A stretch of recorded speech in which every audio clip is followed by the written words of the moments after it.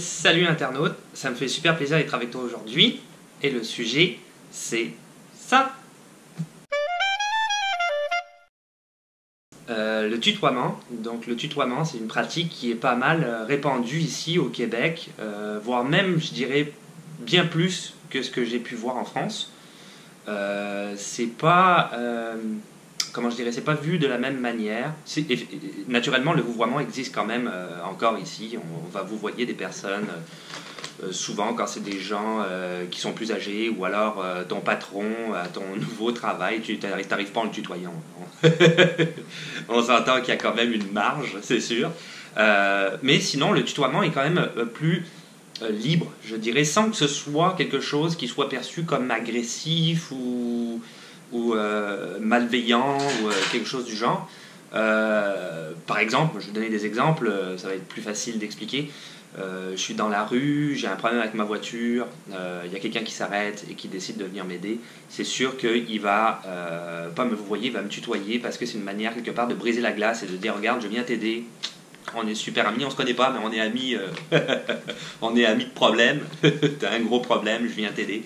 Donc c'est sûr, le tutoiement. Autre chose, je vais dans un magasin de proximité, comme un dépanneur, j'en ai parlé déjà dans les vidéos précédentes, qui est le petit magasin de quartier dans lequel je peux aller, qui va me dépanner. Ça porte bien son nom. Donc je vais peut-être plus facilement tutoyer le commis sans que ce soit impératif, du genre, comme on voit un petit peu partout, tu vas me donner ça. Bon, c'est ce genre de service à la clientèle là, en tout cas de client là, qui est, quand on a travaillé au service à la clientèle, on le connaît, on n'aime pas trop ça.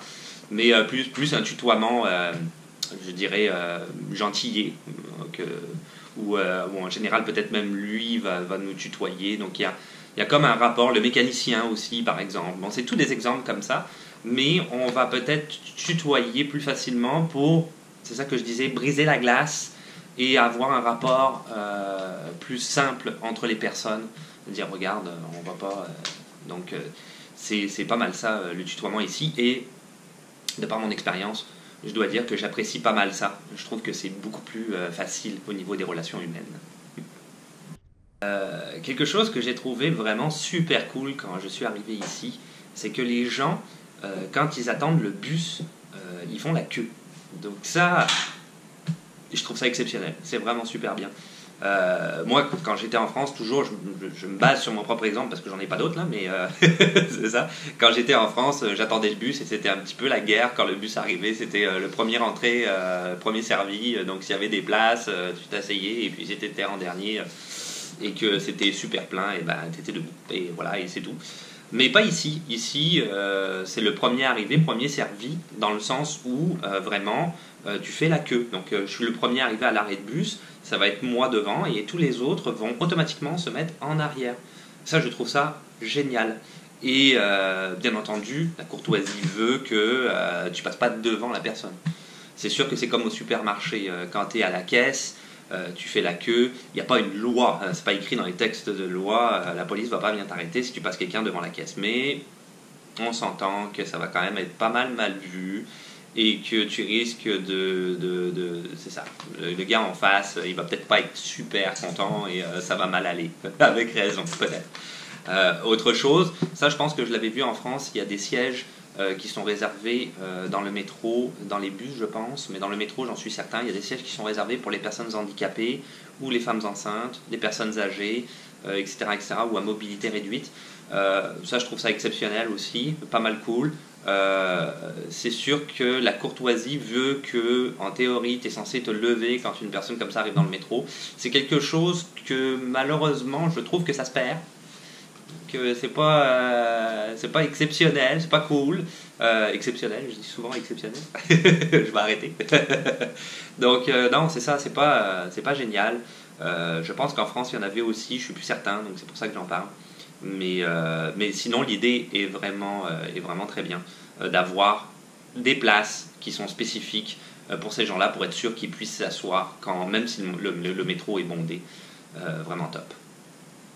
Un autre élément que j'avais pu remarquer, que je trouve je dirais typique entre guillemets peut-être d'ici, ou je sais pas, ou en tout cas en Amérique du Nord. Je sais pas si c'est typiquement québécois. Peut-être on peut le dire dans les commentaires si. Je pense que c'est au Canada, on le fait pas mal partout. En tout cas, je vais arrêter de tourner autour du pot. Quand on rentre, quand on est invité chez des gens, on amène toujours sa bière, ou en tout cas, quand je dis sa bière, son alcool. La plupart du temps ici au Québec, c'est de la bière, c'est pour ça que j'ai dit de la bière. C'est pas mal courant ici, c'est pas mal en général ce qu'on fait, par politesse. Dans le fond, on vient pas chez quelqu'un pour boire tout son alcool, surtout si on a tendance à boire pas mal de bière. Donc on amène ce qu'on appelle sa caisse de 24, hein, c'est une caisse de bière, il y a 24 bières dedans, ça porte bien son nom. Donc tu amènes ta caisse de 24 ou ta 12 comme ils disent ici, ou 6 bières, peu importe. Donc tu amènes tes bières, certaines personnes vont amener du vin. Bon, grosso modo, tu amènes ton alcool, quoi. C'est sûr que moi, en France, j'avais pas vu ça quand j'y étais. J'étais invité chez des gens et l'alcool, c'était compris dans l'invitation, l'apéro, etc. Ici, c'est pas trop ça. Par contre, à Noël, c'est évident que quand tu es reçu chez ta famille, en général, tout va avec. Mais si tu es invité chez des amis ou quoi que ce soit, c'est toujours mieux, même s'il peut t'en proposer par après, c'est toujours mieux d'amener toi-même ta propre bière, c'est quand même mieux vu. Encore une fois, c'est global, c'est généralisé. Aussi, quand tu arrives chez des gens, tu enlèves toujours tes chaussures. Alors ça, c'est le côté plus pratique, parce qu'on a différentes saisons. Hein. On a l'été, on s'en fout un peu, mais l'hiver, l'automne et le printemps, tes chaussures, elles sont dégueulasses. L'hiver, c'est évident, il y a de la neige et du sel à l'extérieur. L'automne et le printemps, c'est super boueux. Donc c'est sûr que tu rentres chez les gens, si tu arrives avec tes chaussures, tu marches partout. Le maître de maison ou la maîtresse de maison va pas être super heureuse. C'est normal, hein, en train de tout dégueulasser.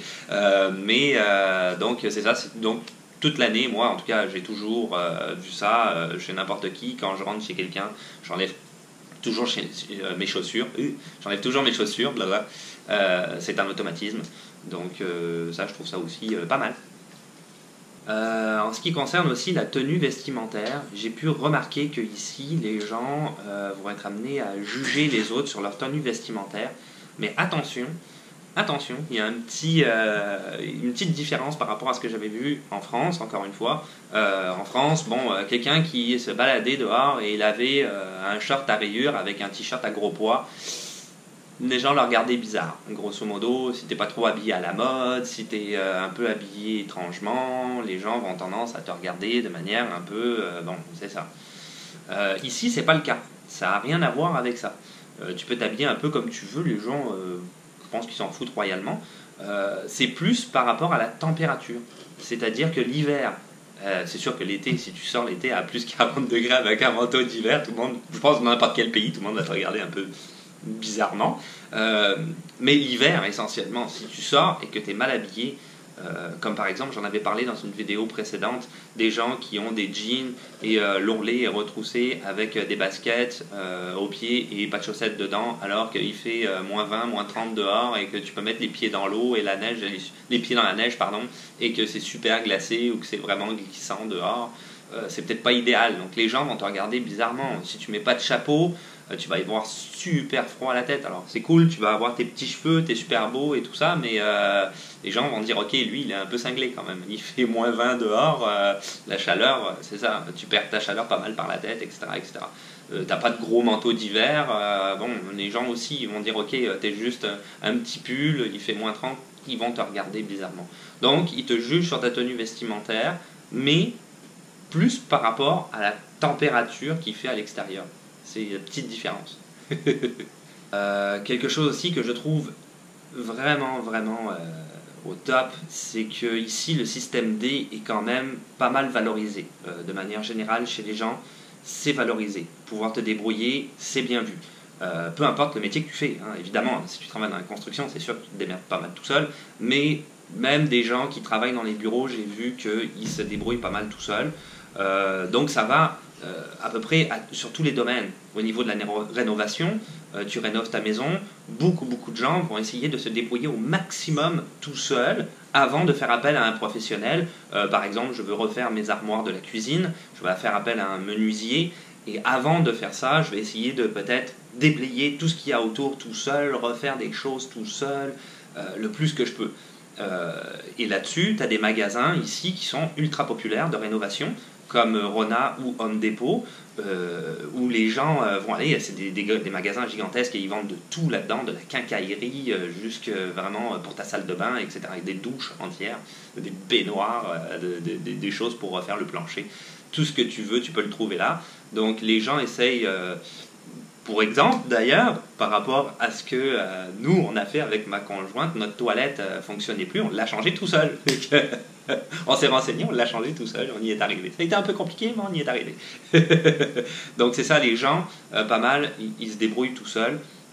Au niveau aussi du jardin, ça c'est pas mal important le jardin, parce qu'ici, encore une fois, il y a le climat, l'hiver, les jardins ils meurent. Alors il y a des plantes vivaces qui restent, mais la majorité du jardin il crève, il fait -20 dehors, c'est sûr. Mais on a quand même des jardins extraordinairement beaux, surtout en banlieue. Les gens en prennent vraiment soin. Quand tu vas au printemps dans les pépinières, ici c'est des gros marchés où ils vendent des plantes, des arbres fruitiers, des fleurs, tout ce que tu veux. Quand tu vas les premiers jours du printemps, c'est vraiment bondé de monde. Et les jardins sont vraiment magnifiques. Les gens se débrouillent pas mal tout seuls là-dessus. Donc je trouve ça vraiment très impressionnant aussi. La cuisine aussi, c'est bête à dire, mais la cuisine ça marche pas mal. Il y a une preuve, c'est que là-dessus, aussi bien pour la rénovation, le jardinage que la cuisine d'ailleurs, il y a des émissions de télé qui sont ultra populaires, les gens les suivent pas mal.